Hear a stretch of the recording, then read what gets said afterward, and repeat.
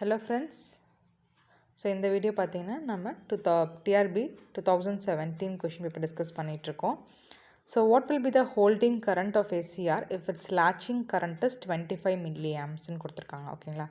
So what will be the holding current ன்னு கேட்டிருக்காங்க. So ஜென்ரலாக பார்த்தீங்கன்னா latching current அப்படிங்கிறது பார்த்தீங்கன்னா 2 to 3 times of the holding current இருக்கும். அதாவது holding current will be less than the latching current. ஓகேங்களா. ஸோ அப்படி பார்க்குறப்ப 25 மில்லி ஆம்ஸோட கம்மியான வேல்யூ அப்படின்னு பார்த்தீங்கன்னா 10 மில்லி ஆம்ஸ் தான். So answer is 10 milli arms தான் சொல்லலாம் ஓகேங்களா.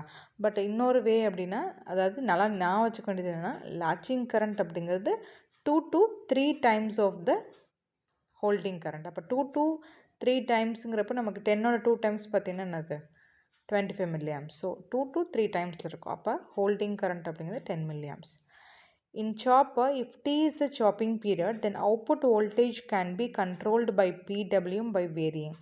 ஸோ என்ன சொல்லியிருக்காங்க, டீங்கிறது சாப்பிங் பீரியட், அவுட்புட் வோல்டேஜ் எப்படி கண்ட்ரோல் பண்ணலான்னு கேட்டிருக்காங்க பை பிடபிள்யூஎம் மெத்தட் ஓகேங்களா. ஸோ பிடபிள்யூங்கிறது பல்ஸ் வித் மாடுலேஷன் சொல்லலாம்.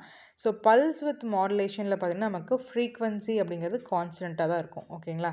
அப்படின்னா எதை நம்ம வெரி பண்ணணும், ஸோ ஃப்ரீக்வன்சி வந்து constant அப்படின்னா t is a constant தான். So keeping t as a constant, so t on can be varied. So option வந்து பார்த்திங்கன்னா C தான் உங்களுக்கு ஆப்ஷனாக இருக்கும் ஓகேங்களா. ஸோ உங்களுக்கு ஏதாவது டவுட்ஸ் இருந்தால் கமெண்ட் செக்ஷனில் கமெண்ட் பண்ணுங்கள். தேங்க்யூ.